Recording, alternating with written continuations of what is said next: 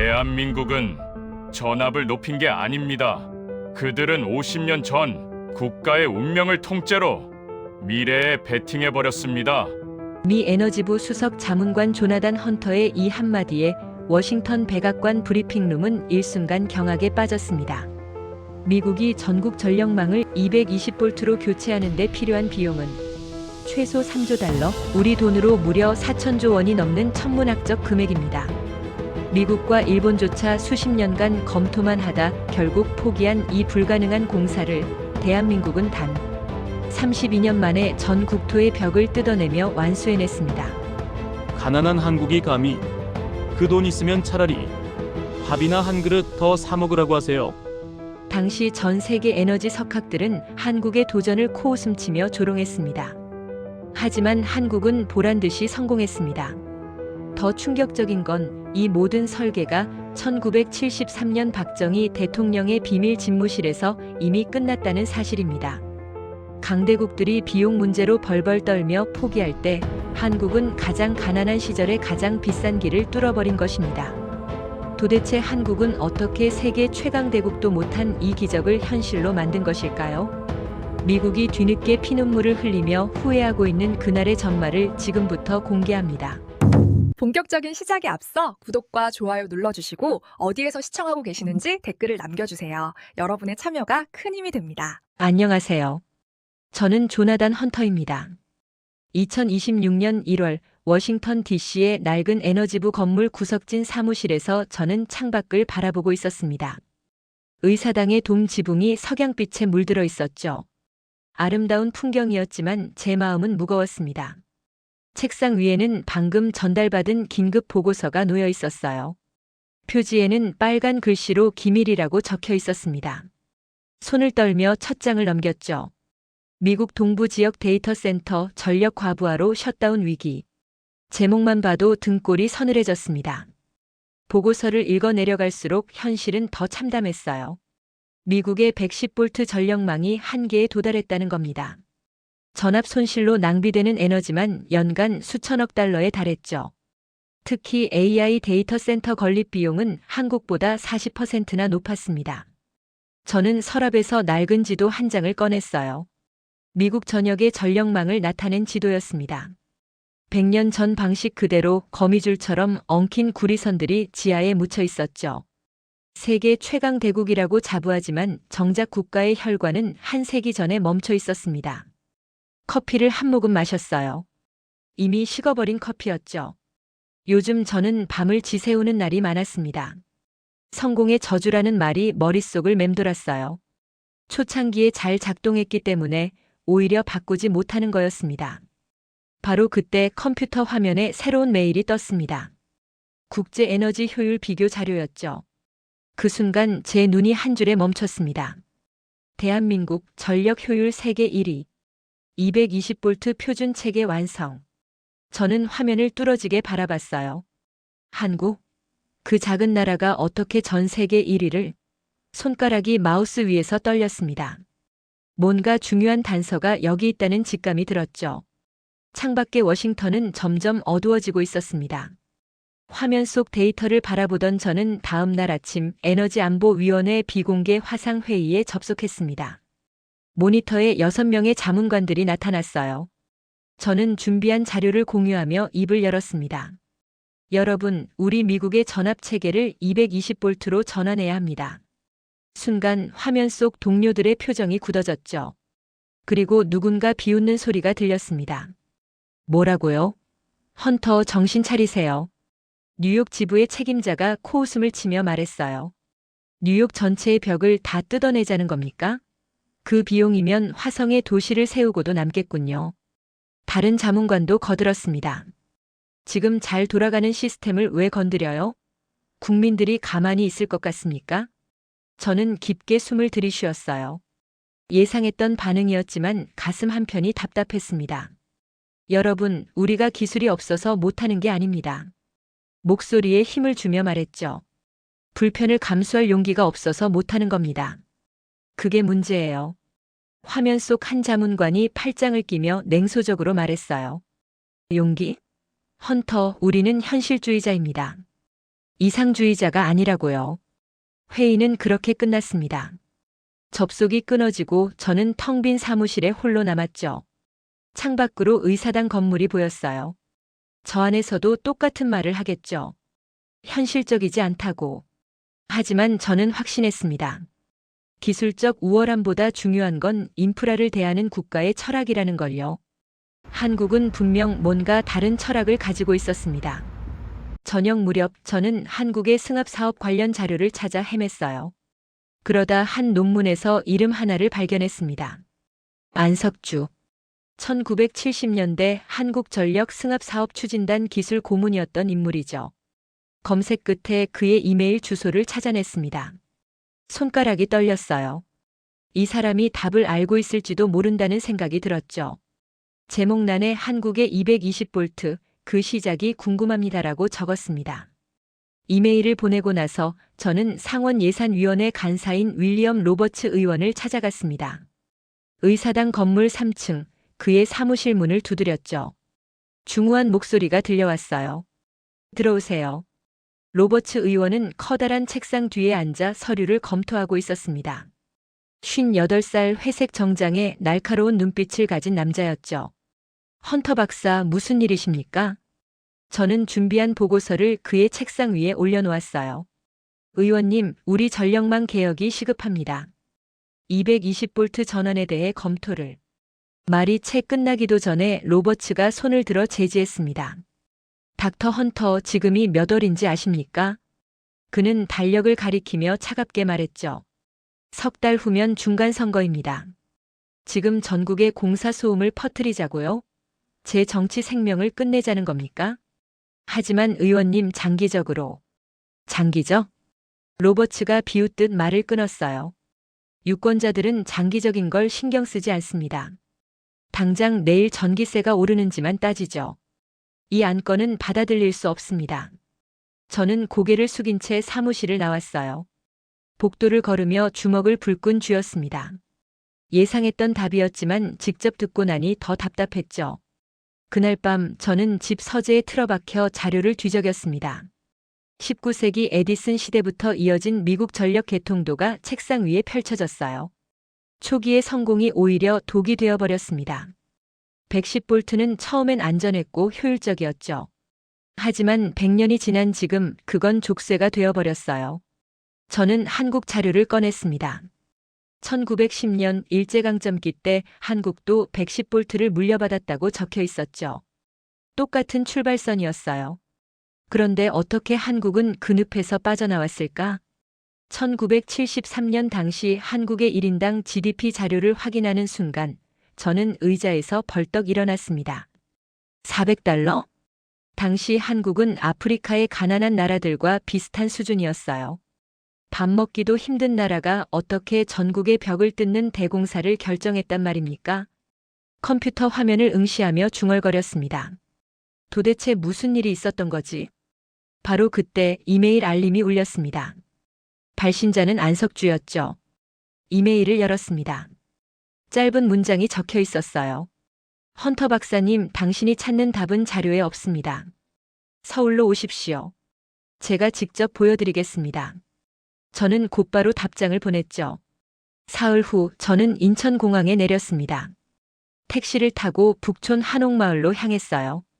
좁은 골목길을 따라 올라가니 기와 지붕을 얹은 오래된 한옥 한 채가 나타났습니다. 문패에는 안석주라고 적혀 있었죠.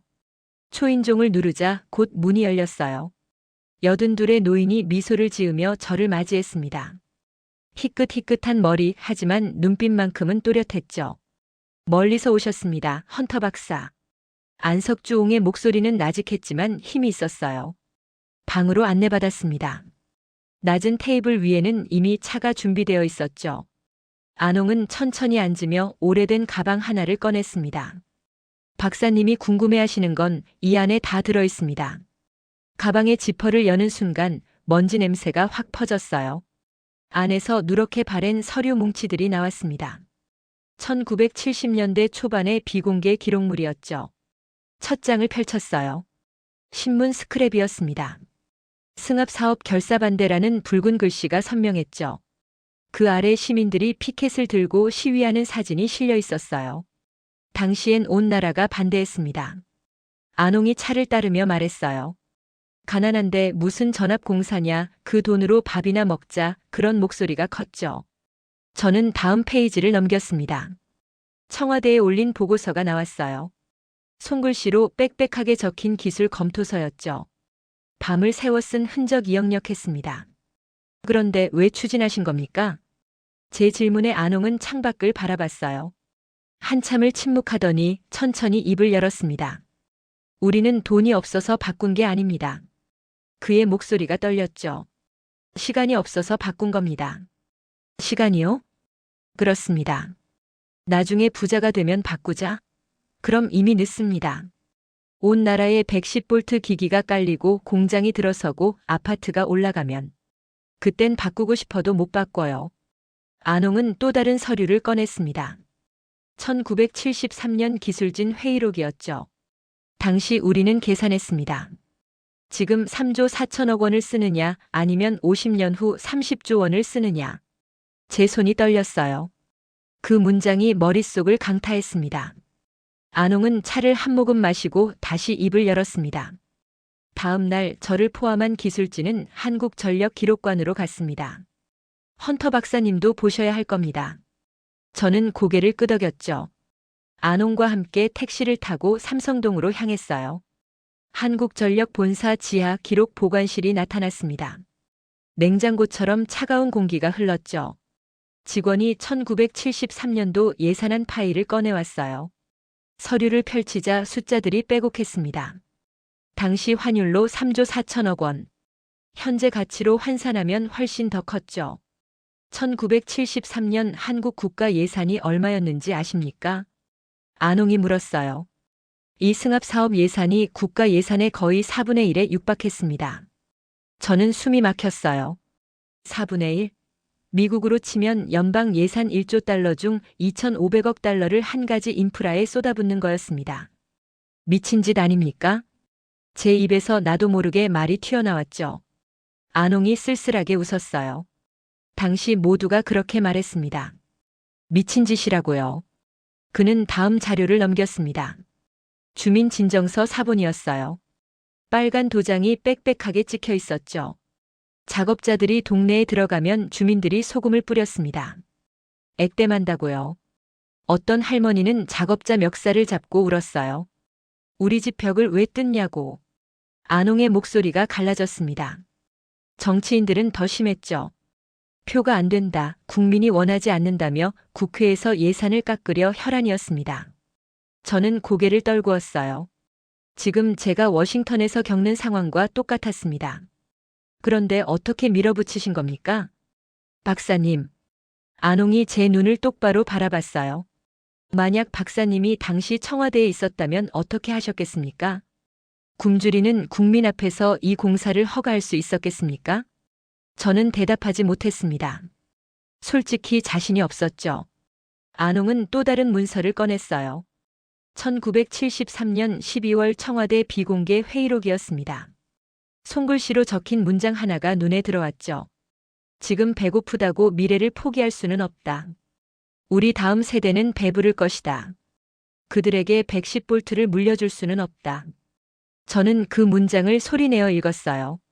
목이 메었습니다. 안홍이 조용히 말했습니다. 리더십이란 눈앞의 비난을 견디고 보이지 않는 미래를 지키는 겁니다. 기록관을 나서며 안홍이 물었습니다.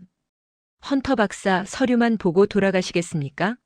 아니면 진짜 현장을 보시겠습니까? 저는 망설이지 않았어요. 현장을 보고 싶습니다. 안홍의 얼굴에 희미한 미소가 떠올랐죠. 좋습니다. 내일 아침 6시에 제 집 앞에서 만나시죠.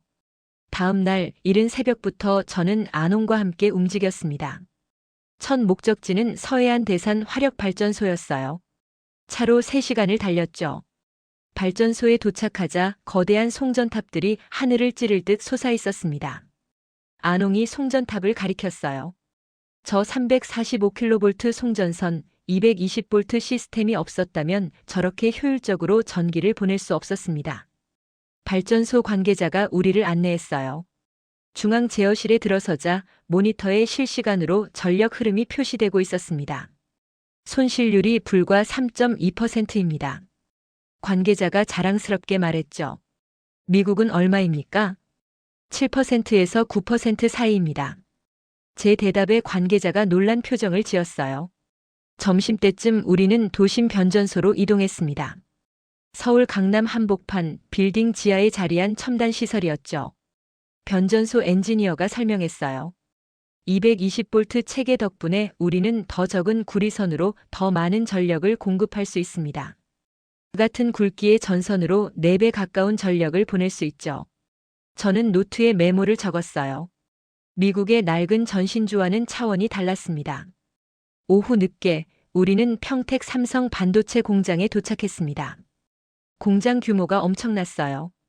축구장 수십 개를 합친 크기였죠. 시설 담당자가 저희를 맞이했습니다. 이 공장은 하루 24시간 멈출 수가 없습니다.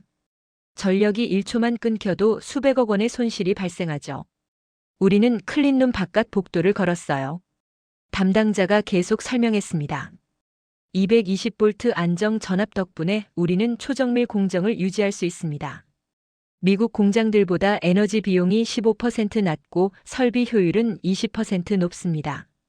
저는 유리창 너머로 보이는 거대한 생산 라인을 바라봤어요. 수백 개의 기계들이 쉼없이 돌아가고 있었습니다. 50년 전 그 결정이 바로 이걸 가능하게 한 겁니까? 안홍이 고개를 끄덕였죠. 그렇습니다. 1973년 그들이 벽을 뜯지 않았다면 지금 이 공장은 존재하지 못했을 겁니다. 저는 노트북을 꺼내 사진을 찍고 데이터를 기록했어요. 이건 단순한 견학이 아니었습니다. 미국을 살릴 성배를 찾는 여정이었죠. 그날 저녁 안홍은 저를 남산 아래 작은 술집으로 데려갔습니다. 오늘 하루 어떠셨습니까? 안홍이 소주잔을 따르며 물었어요. 압도적이었습니다. 하지만 여전히 궁금한 게 있습니다. 저는 잔을 받아들었죠. 32년이라는 시간 동안 현장에선 대체 무슨 일이 있었습니까? 서류에는 안 나오는 이야기들 말입니다. 안홍이 소주를 단숨에 들이켰어요. 그리고 천천히 입을 열었습니다. 1974년 여름이었습니다. 저는 29살 기술자였죠. 처음으로 주택가 승합 작업에 투입됐어요. 그의 목소리가 조금씩 떨리기 시작했습니다. 첫 작업지는 서울 종로구 어느 골목이었어요. 좁은 한옥들이 다닥다닥 붙어 있었죠. 우리가 사다리를 들고 들어가자 주민들이 우르르 나왔습니다. 안홍은 잔을 내려놓고 자신의 손을 바라봤어요. 한 할머니가 제 멱살을 잡더군요. 우리 집 벽을 왜 뜯냐, 전기 끊기면 어떡하냐고 울부짖었습니다. 저는 아무 말도 못했어요. 저는 숨을 죽이고 들었습니다. 어떤 집은 천장이 너무 낮아서 기어 들어가야 했어요. 먼지 속에서 구리선을 바꾸는데 땀이 비 오듯 쏟아졌죠. 휴일도 없었습니다. 명절에도 일했어요. 안홍이 소매를 걷어 올렸습니다. 팔뚝에 긴 흉터가 있었어요. 이건 1982년에 생긴 겁니다. 부산 어느 공장 변전실에서 작업하다가 합선 사고가 났죠. 동료 한 명이 크게 다쳤어요. 그런데도 계속하신 겁니까? 제 질문에 안홍이 고개를 끄덕였습니다. 왜냐고요? 우리에겐 사명이 있었으니까요. 다음 세대에게 구리선 한 가닥이라도 더 효율적인 나라를 물려줘야 한다는. 그는 다시 소주를 따랐어요. 1997년 IMF 때는 더 힘들었습니다. 나라가 파산 직전이었죠. 정치권에서 승합 사업 중단을 외쳤어요. 그 돈으로 실업자를 구제하자고. 그래도 멈추지 않으셨군요. 네. 우리 팀장이 그러더군요. 전기가 멈추면 공장이 멈추고 공장이 멈추면 다시 일어설 기회조차 없다고요. 안홍의 눈가에 눈물이 맺혔습니다. 헌터 박사, 이 나라의 220볼트는 몇몇 엘리트가 만든 게 아닙니다. 이름 없는 수만 명의 작업자들이 손에 흉터를 새기며 완성한 겁니다. 저는 안홍의 손을 바라봤어요. 그 흉터 하나하나가 대한민국을 220볼트로 밀어올린 증거였습니다. 다음 날 아침 안홍이 제게 물었습니다. 오늘은 좀 다른 곳을 보여드리겠습니다. 평범한 한국인들의 일상 말입니다. 우리는 경기도 수원의 한 아파트 단지로 향했어요. 30층짜리 고층 아파트들이 즐비했죠. 안홍의 지인 집을 방문했습니다. 문을 열고 들어서자 현관에서부터 깔끔한 인테리어가 눈에 들어왔어요. 어서 오세요. 안 선배님. 집주인 김 씨가 반갑게 맞이했습니다. 40대 중반쯤 되어 보이는 평범한 가장이었죠. 거실로 안내받았어요. 김 씨의 부인이 커피를 내오며 말했습니다. 요즘 건조기랑 인덕션 레인지 새로 샀어요. 정말 편해요. 저는 주방을 둘러봤습니다. 대형 냉장고, 식기세척기, 전기레인지, 전기밥솥, 에어프라이어까지 고전력 가전제품이 즐비했죠. 이 정도 쓰면 전기가 자주 나가지 않습니까? 제 질문에 김 씨 부부가 웃었어요. 한 번도 그런 적 없는데요. 겨울에 난방이랑 전기장판 다 켜놔도 괜찮아요. 저는 놀랐습니다. 미국 집에서는 에어컨 하나만 3개 틀어도 차단기가 내려갈까 조마조마했거든요. 김 씨가 덧붙였습니다. 요즘 전기차도 집에서 충전하거든요. 밤새 충전해도 문제 없어요. 점심 무렵 우리는 판교 테크노밸리로 이동했습니다. 거대한 유리 건물들이 숲을 이루고 있었어요. 한 AI 스타트업 사무실을 방문했죠. 대표가 저희를 맞이했습니다. 마침 잘 오셨어요. 미국 인텔 엔지니어분들도 오늘 오시거든요. 회의실에서 인텔 측 엔지니어 2명을 만났습니다. 그중 한 명이 한숨을 쉬며 말했어요. 미국에서 데이터 센터 짓는 게 얼마나 힘든지 아십니까? 전력 인프라 때문에 비용이 천정부지예요. 다른 엔지니어가 거들었습니다. 한국은 좋겠어요. 220V 안정 전압에 전력 손실도 적고 우리는 같은 서버 돌리는데 에너지 비용이 거의 20%나 더 들어요. 저는 노트에 메모했습니다. 현장의 목소리였죠. 오후에 안홍과 저는 강남역 근처를 걸었어요. 카페에 앉아 창밖을 바라봤습니다. 수많은 네온 사인이 반짝이고 전광판이 영상을 뿜어내고 있었죠. 저 모든 게 50년 전 결정의 결과입니까? 안홍이 커피를 홀짝이며 대답했어요. 그렇습니다. 과거의 고통스러운 선택이 현재의 가장 평범한 행복이 된 겁니다. 저는 미소 지었습니다. 한국인들은 자신들이 누리는 이 편리함이 얼마나 대단한 유산인지 모를 거예요. 하지만 저는 알았습니다. 이건 기적이 아니라 누군가의 헌신이 만든 현실이라는 걸요. 호텔로 돌아온 저는 노트북을 켰습니다. 일주일간 수집한 자료들을 정리하기 시작했어요. 한국의 전력 효율, 산업 경쟁력, 그리고 32년의 처절한 역사. 모든 걸 중간 보고서로 작성했죠. 새벽 4시가 되어서야 완성했습니다. 미국 전력망 개혁의 필요성 대한민국 220V 전환 사례 분석. 제목을 달고 워싱턴 에너지부 본부로 전송했어요. 이제 미국도 변할 수 있다는 확신이 들었습니다. 다음 날 아침 전화벨이 요란하게 울렸습니다. 헌터, 지금 뭐 하는 겁니까? 에너지부 차관의 목소리였어요. 화가 잔뜩 나 있었죠. 보고서 보냈습니다. 검토해 보셨습니까? 검토? 이게 검토할 내용입니까? 상원예산위원회가 발칵 뒤집혔어요. 저는 침을 삼켰습니다. 무슨 말씀이신지. 윌리엄 로버츠 의원 측에서 항의가 빗발치고 있습니다. 한국 사례는 특수 상황일 뿐이며 미국 민주주의 체제에서는 불가능하다고요. 하지만 차관님, 제가 직접 본 현장은 즉시 귀국하십시오. 이건 명령입니다. 전화가 끊어졌어요. 저는 핸드폰을 내려다봤습니다. 손이 떨렸죠. 점심때 안홍을 만났습니다. 명동의 한 조용한 식당이었어요. 워싱턴에서 소환 명령이 떨어졌습니다. 제 말에 안홍이 고개를 끄덕였습니다. 예상했던 일 아닙니까? 하지만 이대로 돌아가면 포기하시겠습니까? 안홍의 눈빛이 날카로웠어요. 저는 고개를 저었습니다. 아닙니다. 절대 포기할 수 없습니다. 그렇다면 더 깊이 파고드셔야죠. 안홍이 가방에서 또 다른 서류 봉투를 꺼냈습니다. 이건 1973년 청와대 비공개 회의록 전문입니다. 당시 정책 결정자들이 어떤 고민을 했는지 적나라하게 나와 있죠. 봉투를 받아들었어요. 묵직했습니다. 이걸 왜 저한테 주시는 겁니까? 헌터 박사. 안홍이 제 손을 꼭 잡았습니다. 당신은 지금 미국의 반역자가 아닙니다. 미국의 진짜 미래를 구하려는 수호자예요. 진실을 알리는 길엔 반드시 기득권의 저항이 따르는 법입니다. 저는 봉투를 가슴에 품었어요. 더 조사하겠습니다. 워싱턴이 뭐라든 상관없습니다. 안홍이 미소 지었죠. 좋습니다. 그럼 내일은 IMF 당시 기록을 보여드리겠습니다. 가장 어두웠던 시기에도 한국이 어떻게 승합을 멈추지 않았는지 말입니다. 밤늦게 호텔 방으로 돌아왔습니다.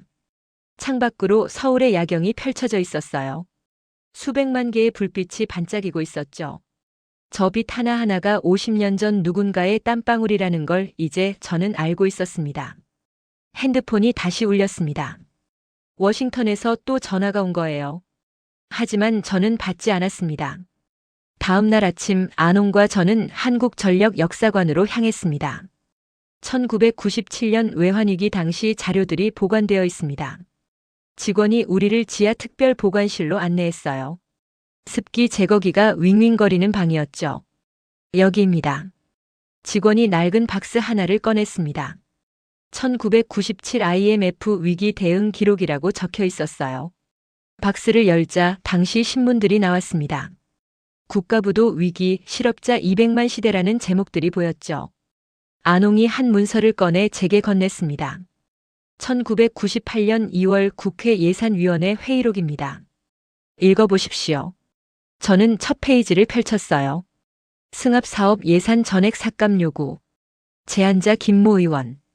가슴이 철렁했습니다. 다음 페이지를 넘겼죠. 김 의원의 발언이 적혀 있었어요. 나라가 망하게 생겼는데 무슨 전합공사입니까? 이 예산으로 실업자를 구제해야 합니다.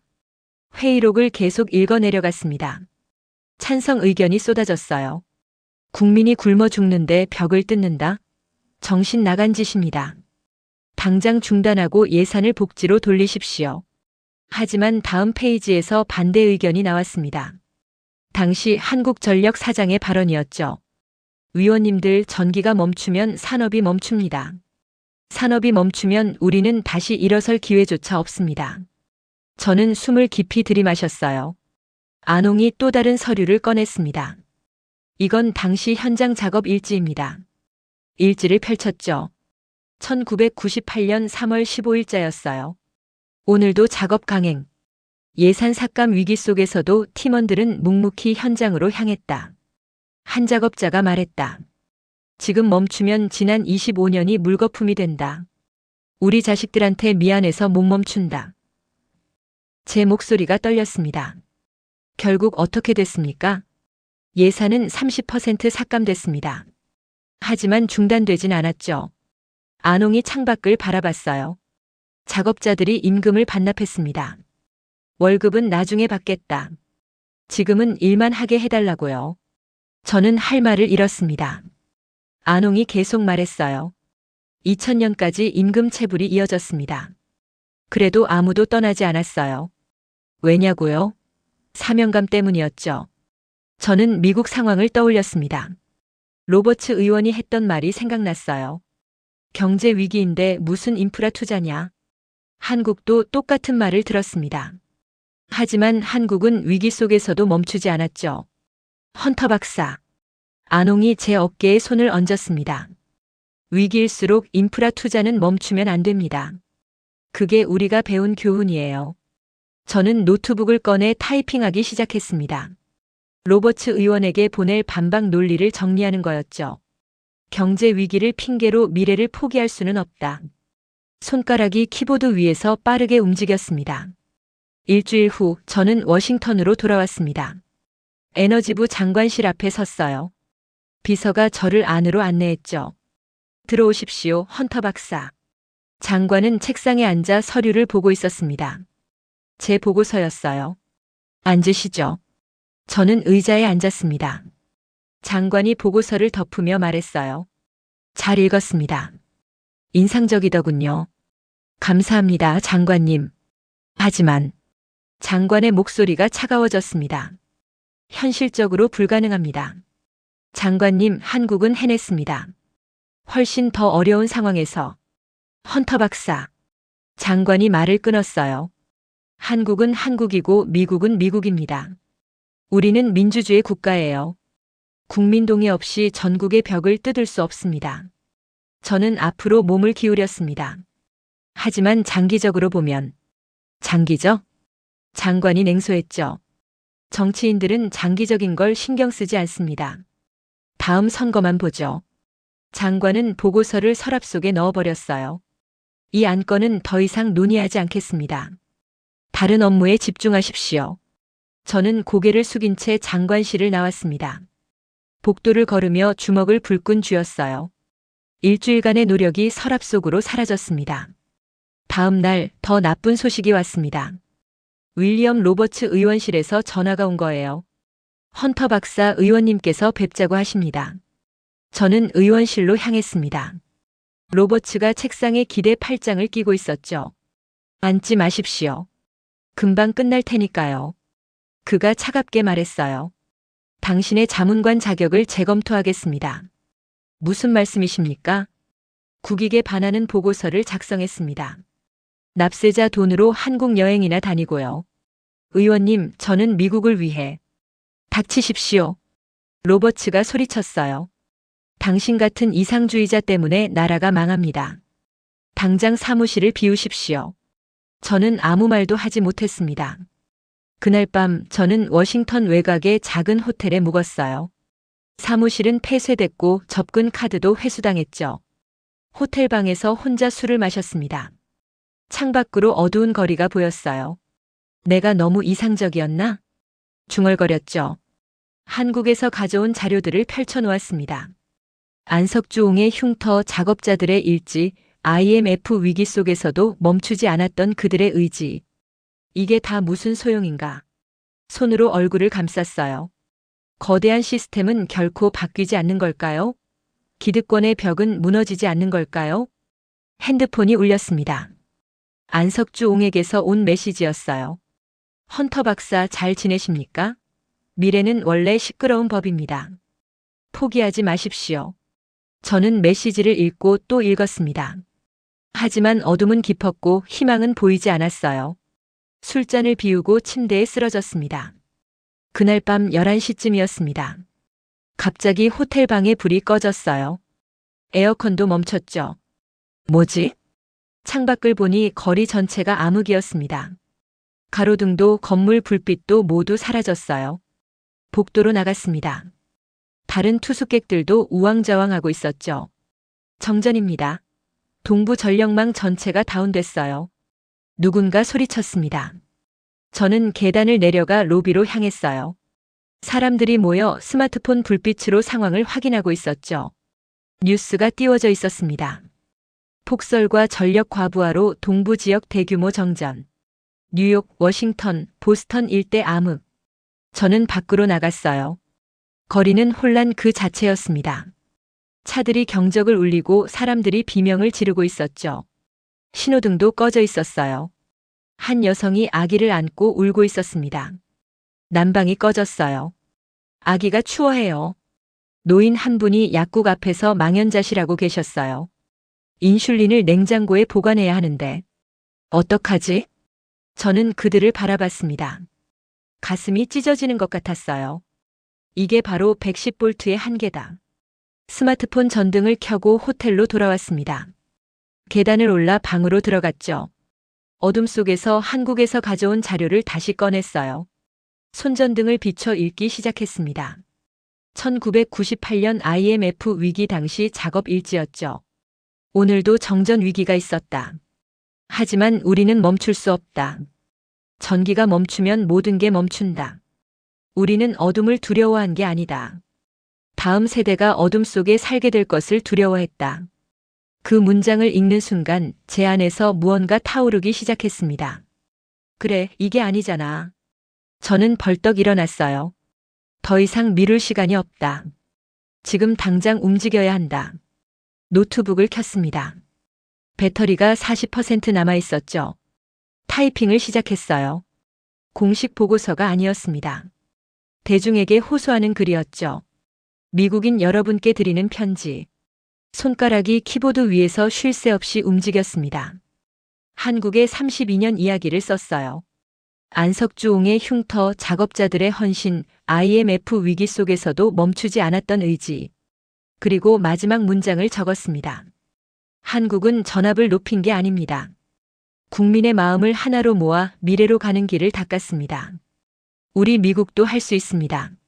아니, 해야만 합니다. 새벽 4시 글을 완성했어요. 창밖을 보니 여전히 어둠이었습니다. 하지만 저는 두렵지 않았죠. 어둠은 진실의 빛을 더 선명하게 만드니까요. 저는 파일을 저장하고 미소 지었습니다. 내일부터 싸움이 시작됩니다. 다음 날 아침 전기가 복구됐습니다. 저는 워싱턴 포스트 본사 앞에 섰어요. 심호흡을 하고 건물 안으로 들어갔죠. 무슨 일이십니까? 프런트 데스크 직원이 물었습니다. 기자를 만나고 싶습니다. 중요한 제보가 있어요. 1시간 후 저는 탐사 보도팀 기자와 마주 앉아 있었습니다. 어제 정전 사태 우연이 아닙니다. 제 말에 기자가 펜을 들었어요. 미국의 110V 전력망은 한계에 도달했습니다. 그런데 정부는 이 사실을 덮고 있죠. 저는 준비한 자료들을 꺼냈습니다. 한국의 사례, 데이터, 그리고 안석주옹의 증언까지. 기자의 눈이 커졌어요. 이건 대단한데요? 기사화해 주십시오. 미국 국민이 알아야 합니다. 사흘 후 일면에 기사가 실렸습니다. 미국의 낡은 전력망, 한국은 50년 전에 바꿨다. 하지만 저는 거기서 멈추지 않았어요. 유튜브 채널을 개설했습니다. 직접 카메라 앞에 섰죠. 안녕하십니까, 조나단 헌터입니다. 떨리는 목소리로 시작했어요. 오늘 여러분께 한국의 놀라운 이야기를 들려드리겠습니다. 1시간 동안 생중계를 했습니다. 안석주옹의 흉터 사진을 보여줬고 작업자들의 일지를 읽어줬죠. 한국의 할머니들은 부엌을 내어줬습니다. 기술자들은 32년간 전국을 누볐어요. 왜냐고요? 다음 세대를 사랑했기 때문입니다. 목소리에 힘을 주며 외쳤습니다. 이건 기술 이야기가 아닙니다. 사랑과 헌신의 이야기예요. 방송이 끝나고 조회수를 확인했어요. 10만, 20만, 100만. 숫자가 미친 듯이 올라갔습니다. 댓글이 쏟아졌죠. 왜 우리는 못하는 거죠? 우리 아이들에게 더 나은 미래를 줍시다. 로버츠 의원은 부끄러운 줄 알아야 합니다. 일주일 후 로버츠 의원 사무실에 항해 전화가 빗발쳤다는 소식이 들렸어요. 전국적으로 인프라 개혁 운동이 번지기 시작했습니다. 시민단체들이 거리로 나왔죠. 220V 전환, 지금 당장. 구호가 울려 퍼졌어요. 저는 호텔방에서 그 광경을 지켜봤습니다. 눈물이 났죠. 핸드폰이 울렸습니다. 에너지부 장관이었어요. 헌터 박사 협상 테이블로 나오십시오. 목소리가 달라져 있었습니다. 로버츠 의원도 만나고 싶다고 합니다. 저는 창밖의 거리를 바라봤어요. 사람들이 플래카드를 들고 행진하고 있었죠. 내일 오전 10시에 뵙겠습니다. 전화를 끊고 안석주옹에게 메시지를 보냈습니다. 안 선생님, 물꼬가 트였습니다. 감사합니다. 곧 답장이 왔어요. 축하합니다, 헌터 박사. 진심은 언제나 통하는 법입니다. 2026년 4월 저는 다시 인천공항에 내렸습니다. 이번엔 달랐어요. 미국 정부 공식 특사 자격이었죠. 공항 출구에 안석주옹이 서 계셨습니다. 저는 달려가 그를 껴안았어요. 선생님, 다시 뵙게 되어 영광입니다. 축하합니다, 헌터 박사. 아니, 이제 특사님이라고 불러야겠군요. 우리는 함께 차에 올랐습니다. 목적지는 용산 대통령실이었어요. 긴장되십니까? 안홍이 물었죠. 아닙니다. 오히려 설레네요. 용산에 도착하자 경호원들이 저희를 안내했습니다. 복도를 지나 접견실로 들어갔어요. 윤석열 대통령이 일어나 악수를 청했습니다. 헌터 박사님 환영합니다. 대통령님 뵙게 되어 영광입니다. 우리는 자리에 앉았어요. 김동철 한국전력 사장도 배석했죠. 윤 대통령이 입을 열었습니다. 50년 전 우리 선배들의 고집이 오늘날 한미동맹의 새로운 가교가 되어 기쁩니다. 대통령님, 한국의 선택은 전 세계의 모범입니다. 저는 준비한 서류를 꺼냈어요. 미국은 한국의 220V 표준을 새로운 데이터 센터 단지에 도입하기로 결정했습니다. 김 사장이 미소 지었습니다.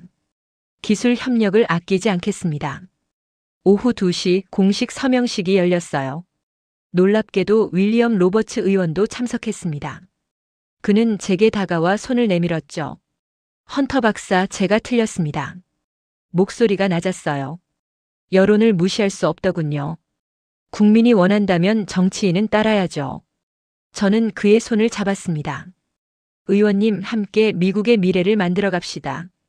양해각서에 서명이 이루어졌어요. 카메라 플래시가 터졌죠. 한미 에너지 협력 협정 체결. 헤드라인이 될 순간이었습니다. 서명식이 끝나고 안석주 옹이 저를 찾아왔어요. 선생님. 저는 그를 꼭 껴안았습니다. 선생님이 없었다면 불가능했을 겁니다. 안옹의 눈가에 눈물이 맺혔어요. 아닙니다. 헌터 박사님이 해낸 겁니다. 진실을 믿고 끝까지 싸우셨으니까요.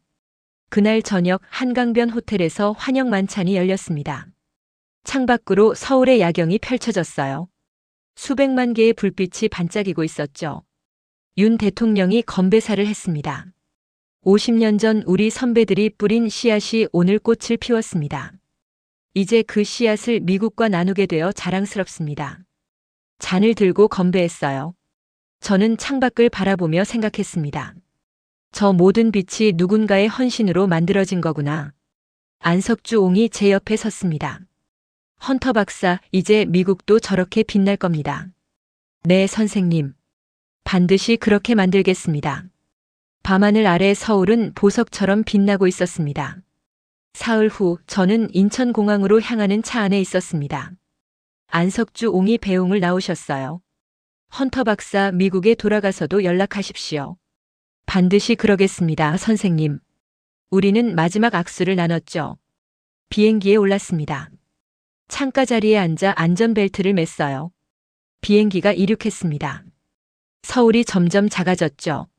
밤이 되자 창밖으로 서울의 야경이 펼쳐졌습니다. 거대한 빛의 물결이었어요. 한강을 따라 늘어선 다리들, 남산타워의 불빛, 강남의 마천루들. 모든 게 환하게 빛나고 있었죠. 저는 노트를 꺼내 마지막 문장을 적었습니다. 대한민국은 우리에게 전기를 준 게 아니다. 미래를 꿈꾸는 법을 가르쳐 주었다. 12시간 후 워싱턴에 도착했어요. 공항을 나서자 거리 풍경이 달라져 있었습니다. 곳곳에 공사 현장이 보였어요. 220V 전원 시범 사업이라는 팻말이 걸려 있었죠. 작업자들이 전신주에 올라가 있었습니다. 새로운 전선을 설치하고 있었어요. 한 작업자가 땀을 닦으며 동료에게 말했습니다. 우리 애들이 커서 아빠가 미국을 바꿨다고 자랑할 수 있겠어. 저는 미소 지었죠. 에너지부 건물로 향했습니다. 제 사무실이 복구되어 있었어요. 책상 위에 편지 한 통이 놓여 있었습니다. 에너지부 장관 명이었죠. 헌터 박사 220V 전원 프로젝트 총책임자로 임명합니다. 편지를 읽으며 창밖을 바라봤어요. 의사당 건물이 보였습니다. 석양빛에 물들어 있었죠. 몇 달 전 이 창가에서 절망했던 제가 떠올랐어요. 그때와 똑같은 풍경이지만 이젠 희망으로 가득했습니다. 퇴근길 저는 워싱턴 거리를 걸었어요. 공사 소음이 요란했습니다. 하지만 제게는 세상에서 가장 아름다운 음악으로 들렸죠. 벽이 뜯기고 새로운 전선이 깔리고 미래가 만들어지는 소리였으니까요. 한 할머니가 공사장 앞에 서서 작업자들을 바라보고 계셨어요. 우리 손주들이 더 나은 세상에서 살겠네요. 할머니의 말에 저는 고개를 끄덕였습니다. 네, 그렇게 될 겁니다. 집으로 돌아가는 길 하늘을 올려다봤어요. 별이 빛나고 있었습니다. 50년 전 한국의 누군가가 올려다봤을 그 별들이었죠. 그들은 별을 보며 미래를 꿈꿨습니다. 그리고 그 꿈은 이제 태평양을 건너 미국으로 향하고 있었어요. 저는 주머니에서 핸드폰을 꺼내 안석주 옹에게 메시지를 보냈습니다. 선생님, 워싱턴에도 불빛이 켜지기 시작했습니다. 감사합니다. 곧 답장이 왔어요. 헌터 박사, 이제 시작입니다. 위대한 변화는 한 사람의 용기에서 출발하는 법이니까요. 저는 핸드폰을 내려다보며 미소 지었습니다. 거리의 가로등이 하나둘 켜지기 시작했어요. 낡은 110V 불빛이 아니었습니다. 새로운 220V 미래로 가는 빛이었죠. 워싱턴의 밤은 이제 막 깨어나고 있었습니다. 여러분, 지금까지 조나단 헌터의 이야기를 들어주셔서 감사합니다. 1973년 가난했던 대한민국이 내린 결단 하나가 50년 후 오늘날 우리가 누리는 편리함을 만들었습니다. 에어컨, 전기레인지, 건조기, 전기차 충전까지. 우리가 당연하게 여기는 이 모든 것들이 사실은 당연한 게 아니었어요. 32년 동안 전국의 벽을 뜯고 IMF 위기 속에서도 멈추지 않았던 이름 없는 기술자들이 있었기에 가능한 일이었습니다. 미국 같은 선진국도 부러워하는 220V 시스템. 이건 단순한 전압이 아닙니다. 미래 세대를 생각한 우리 어르신들의 사랑이었죠. 지금 우리가 반도체 강국, AI 강국으로 발돋움할 수 있는 것도 결국 50년 전 그 결단에서 시작됐습니다. 여러분, 대한민국은 작은 나라가 아닙니다. 미래를 내다보는 해안과 어려움 속에서도 다음 세대를 생각하는 마음. 그게 우리를 여기까지 이끌어왔어요. 오늘 이 영상이 여러분께 작은 자부심을 드렸다면 좋겠습니다. 구독과 좋아요는 더 좋은 이야기를 전하는데 큰 힘이 됩니다. 다음에도 또 다른 감동적인 대한민국의 이야기로 찾아뵙겠습니다. 감사합니다.